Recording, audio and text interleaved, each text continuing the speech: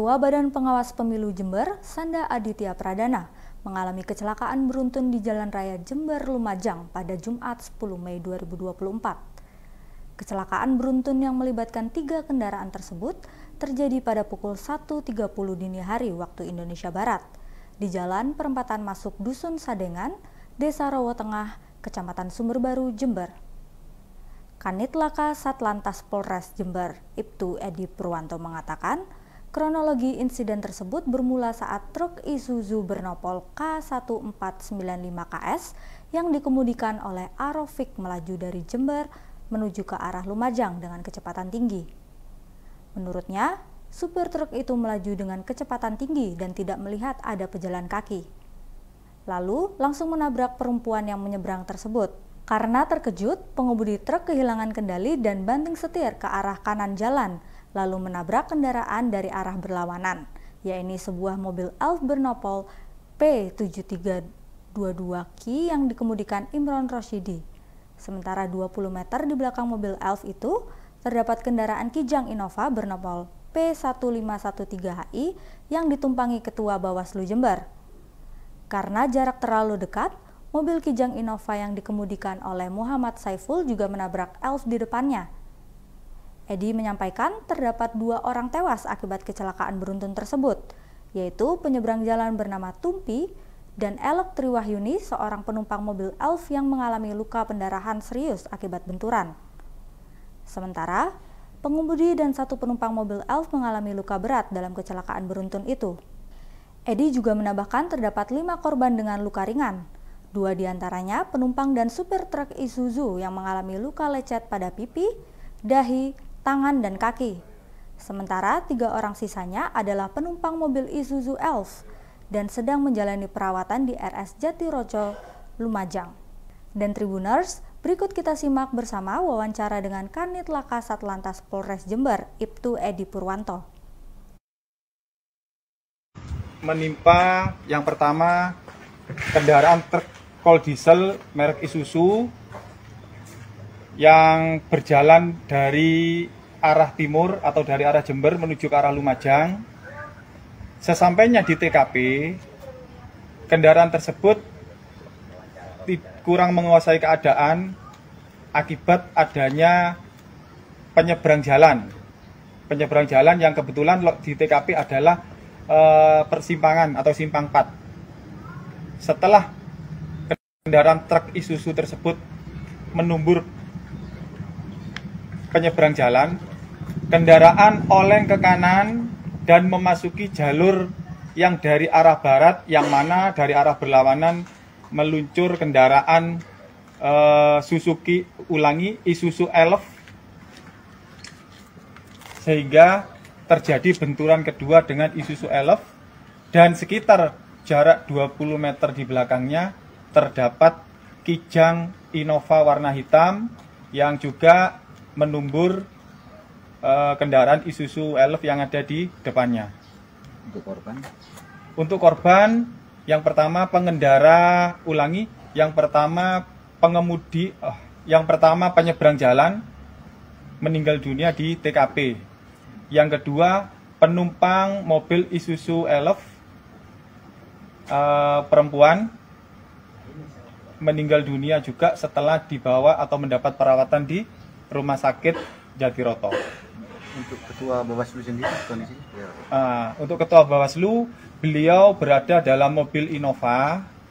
Yang pertama ada driver, terus ada penumpang beliau bersama 1 stafnya, jadi 3 orang yang berada di dalam mobil. Namun beliau hanya mengalami kerugian material atau kerusakan material kendaraan. Beliau tidak mengalami luka sedikit pun. Alhamdulillah, beliau setelah terjadi kecelakaan segera dievakuasi dan kembali ke kantornya atau meninggalkan TKP. Artinya penyebab kecelakaan penyebab kecelakaan adalah kurang hati-hatinya pengemudi truk Isuzu kol diesel yang mana berjalan dengan kecepatan tinggi, dan di perempatan Sadengan ada penyeberang jalan yang melintas dari arah utara ke selatan. Untuk luka yang korban meninggal dunia bagian apa saja? Gimana? Luka korban yang meninggal dunia? Yang meninggal dunia 2 orang. Mengalami luka di bagian? Hah? Mengalami luka di bagian? Ya, yang penyeberang jalan mengalami luka di bagian kepala, meninggal dunia di TKP. Sedangkan untuk yang penumpang Isuzu Elf meninggal dunia setelah mendapat perawatan di Rumah Sakit Jatiroto. Total seluruh korban berapa dan maksudnya yang luka-luka? Untuk korban penyeberang jalan 1, terus pengendara penumpang Isuzu Elf 1 yang meninggal, jadi 2 yang meninggal. Sedangkan penumpang lain itu ada dari penumpang Elf itu ada sekitar 2 orang luka berat, yang lainnya luka ringan. Sedangkan untuk Ketua Bawaslu beserta stafnya tidak mengalami luka sedikit pun. Supir yang truk pol diesel Supir truk pol diesel masih dilakukan perawatan di Rumah Sakit Jatiroto. Apa nanti akan ada yang diamankan dan diperiksa terkait kecelakaan ini? Nanti kita sementara kita masih fokus evakuasi kendaraan. Setelah evakuasi selesai sambil menunggu perawatan korban yang ada di rumah sakit, selanjutnya kita fokus ke penyidikan. Beredar informasi bahwa pelaku penganiayaan taruna sekolah tinggi ilmu pelayaran atau STIP, yakni Tegar Raffi 21 tahun, adalah anak pejabat. Namun, narasi tersebut akhirnya dibantah oleh kepolisian. Kapolres Jakarta Utara, Kombes Pol Gideon Arif Setiawan menyebut, Tegar Raffi Sanjaya bukan anak seorang pejabat. Tegar merupakan taruna tingkat 2 yang kini menjadi tersangka atas penganiayaan terhadap Putu Satria Anantan, 19 tahun hingga meninggal dunia. Ia ditetapkan sebagai tersangka usai melakukan pemukulan terhadap Putu di bagian ulu hati hingga 5 kali. Dari hasil autopsi, Putu juga mengalami luka memar di bagian mulut, lengan atas dan dada, serta lecet di bagian bibir. Sampai saat ini, pihak kepolisian masih terus melakukan pengembangan atas kasus tewasnya Putu. Kasat Reskrim Polres Jakarta Utara, Ibda Suprobo menjelaskan, penganiayaan bermula saat korban bersama 5 rekannya mengecek kelas untuk membubarkan kegiatan jalan santai. Setelah membubarkan kegiatan jalan santai, korban bersama kelima temannya turun ke lantai 2 kampus. Saat itulah senior tingkat 2 Tegar Raffi memanggil korban. Tegar mempertanyakan mengapa korban memakai baju olahraga saat masuk ke gedung pendidikan di lantai 3.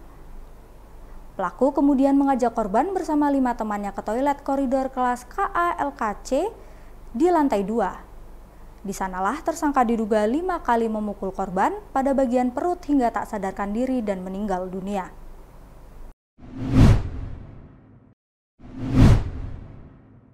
Menteri Agama Yakut Khalil Qomas mengecek kesiapan layanan hotel dan dapur catering di Madinah, khususnya melihat dan memeriksa langsung layanan untuk jemaah haji lansia pada Kamis 9 Mei 2024. Menak Yakut berkunjung ke Emaar Elite di wilayah Syamaliyah atau sekitar 50 meter sebelah utara Masjid Nabawi, dan Miss Mary Kitchen for Serve Meals di wilayah Hatim Madinah.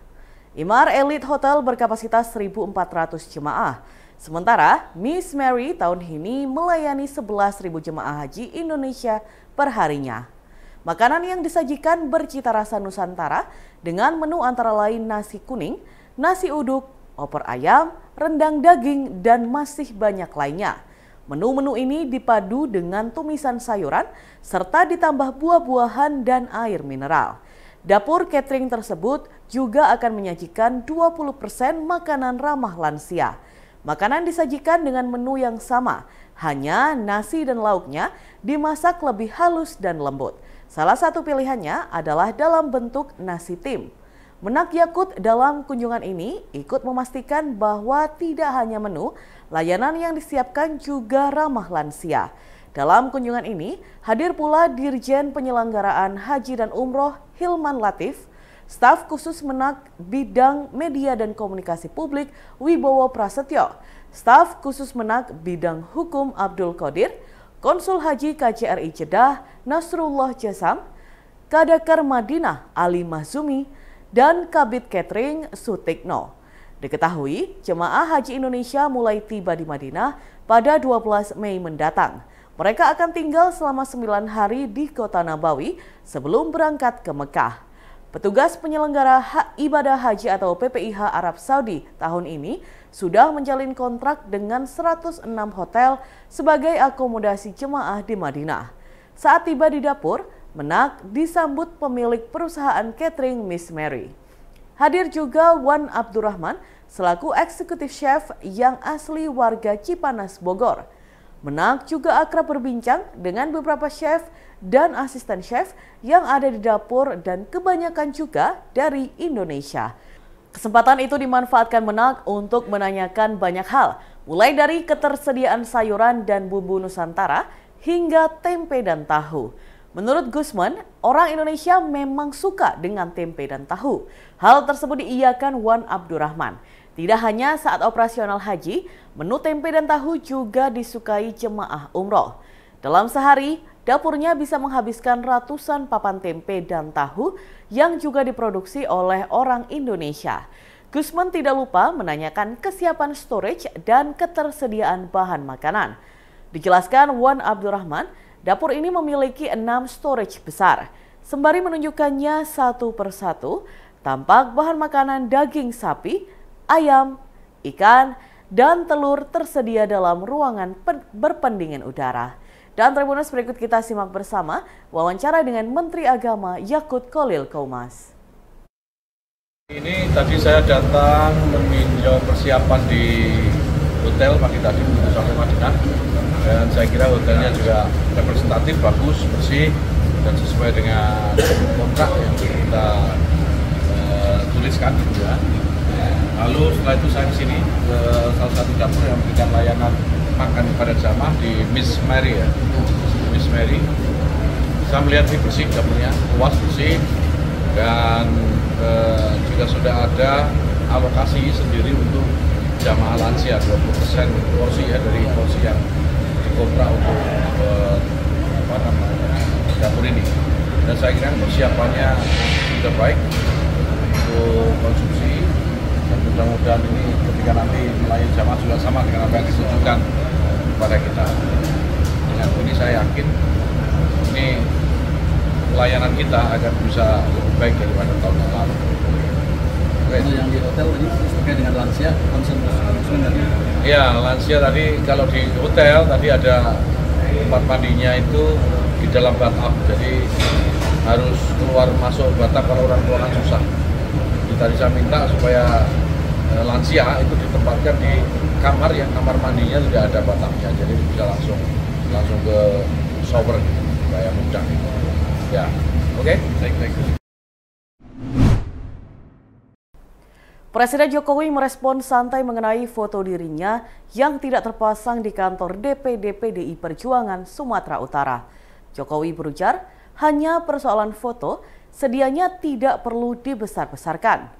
Saat ditemui awak media seusai meninjau Pasar Baru Kabupaten Karawang, Jawa Barat, Jokowi menyebut tidak begitu memikirkan soal foto dirinya diturunkan.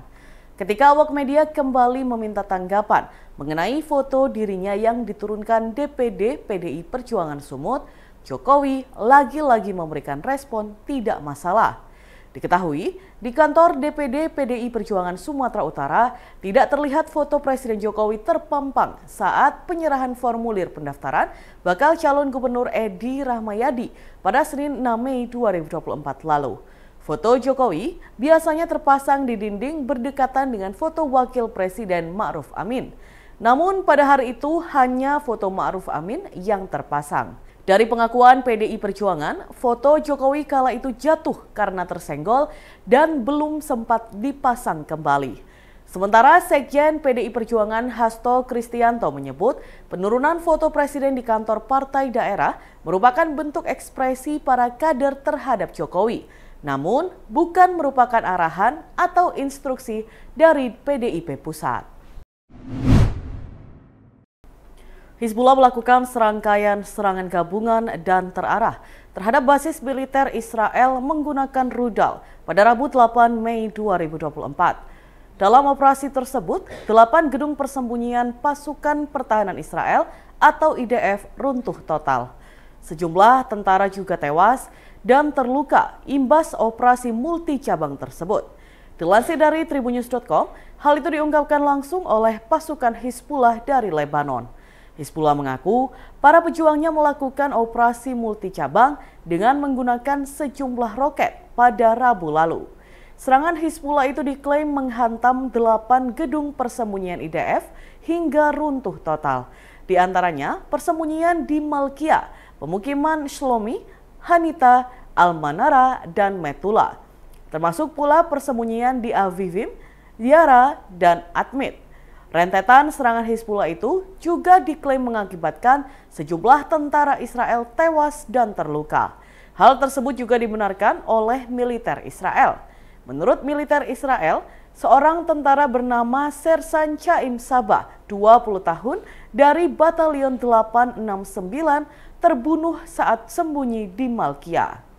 Hal ini menjadikan jumlah kematian tentara Israel sejak 7 Oktober 2023 menjadi 615 tentara.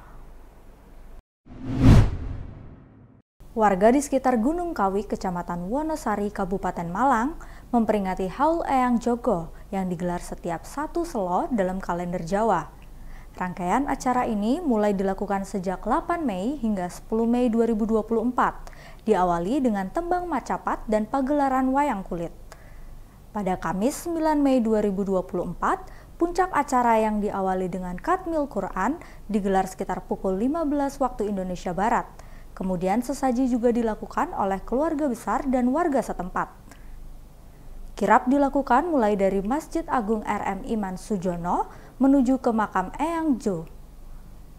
Roro Yuswarini mengatakan sesuai tradisi zaman dahulu, pakaian yang dikenakan wajib berwarna hitam. Wanita yang kerap disapa dengan Ririn itu juga menyampaikan, untuk prosesi penyekaran, laki-laki wajib menggunakan pakaian surjan, jarik, dan blangkon. Sedangkan perempuan wajib memakai kebaya dan jarik.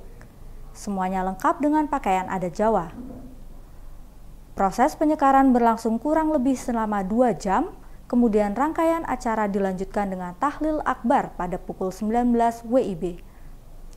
Selanjutnya, acara ditutup di hari Jumat 10 Mei 2024 dengan menampilkan seni Al-Banjari dan terbang jidor.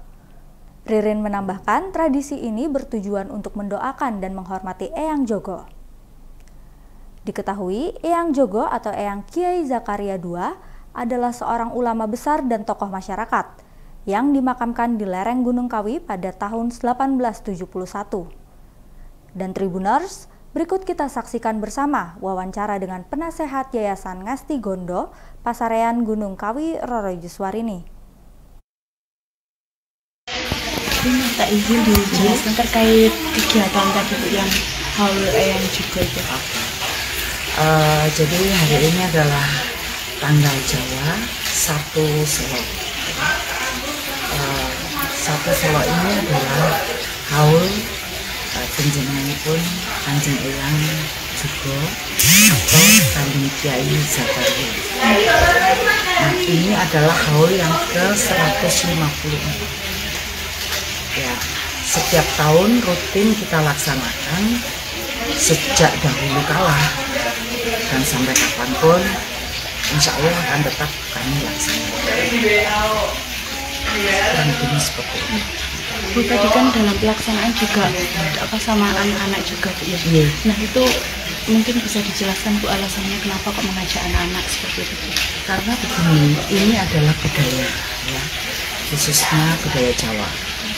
Jadi memang kita perlu mensosialisasikan kepada siapapun, tidak hanya kepada anak-anak, tetapi bahkan mungkin yang beda keyakinan, beda penilaian atau apapun, supaya dipahami semua pihak bahwa apa yang ada di Gunung Kawi ini sesuatu yang positif, yang berdasarkan budaya gitu. Karena kan banyak juga di luar sana ya yang punya opini-opini menurut saya negatif ya, yang menurut saya mungkin karena mereka itu kurang paham tentang budaya. Budaya Jawa ya seperti ini. Kita sangat menghargai leluhur. Bukan berarti kita menduakan Tuhan, ya. Tuhan adalah Tuhan. Tuhan itu tiada duanya, ya kan? Tetapi kami yang meyakini bahwa Tuhan itu juga punya pilihan di antara umatnya. Ya, maksudnya ada umatnya yang terpilih gitu ya, yang diberi tugas macam-macam bentuk tugasnya ya. Salah satunya termasuk misal saya beri contoh seorang presiden, ya kan? Ini manusia di Indonesia jumlahnya sekian banyak. Kenapa sih yang jadi presiden kok si A atau si B? Nah, semacam itu. Ya itu kalau enggak atas ridho Allah, enggak mungkin terjadi. Ya, kita hanya ikhtiar ya, tapi ya itulah gitu. Kalau dengan masalah di dunia pun juga sama seperti itu gitu ya. Bahwasanya apa ya? Kami mempercayai bahwa beliau ini adalah orang yang terpilih, sehingga sampai dengan haul wafat beliau yang ke-154 ini, berarti masa wafatnya kan 154 tahun sudah ya, itu pun masih dihargai, arti kata masih punya daya magnet lah gitu ya. Nah itu kalau tidak ada sesuatu kan nggak mungkin, dan sesuatu itu ya karunia Allah. Nggak mungkin kalau nggak Tuhan berkehendak itu nggak mungkin akan terjadi seperti itu. Bu, mungkin bisa dijelaskan rangkaian acara Hul Eyang Jugo ini apa saja sampai yang seperti apa? Acara rangkaian acara ini pertama itu ada kita Ruah Rasul. Ruah Rasul itu kita mohon izin kepada ya leluhur yang ada di sekitar kita, itu buyut kita kah, itu kakek nenek kita kah, ya kan, itu namanya Ruah Rasul. Maksudnya kami mohon izin akan melaksanakan ini gitu. Kemudian yang kedua ada pagelaran wayang kulit. Pagelaran wayang kulit itu kalau di Gunung Kawi ini sifatnya sajen. Kenapa? Karena dahulu kala panjenengan pun Eyang Jugo ini di saat Syiar itu melalui budaya wayang kulit ini. Kurang lebihnya ya sama seperti Kanjeng Sunan Kalijogo gitu kan. Zaman dulu kan untuk Syiar itu kan ceramah ya. Jadi nggak seperti sekarang ya, itu beda. Jadi ada mediasi yang itu adalah budaya, seni dan budaya bahkan ya. Maka di Gunung Kawi ini pun juga kental dengan keberadaan seni dan budaya wayang kulit, dan kami kembangkan bahwa di sini juga ada kelompok-kelompok kesenian seperti hadrah ada, kemudian jaranan ada, kemudian tari-tari tradisional juga ada, karawitan juga ada, pedalangan juga ada gitu. Nah itu dari Yayasan Ngesti Bondo juga membina masalah tersebut. Download Tribun X sekarang, menghadirkan lokal menjadi Indonesia.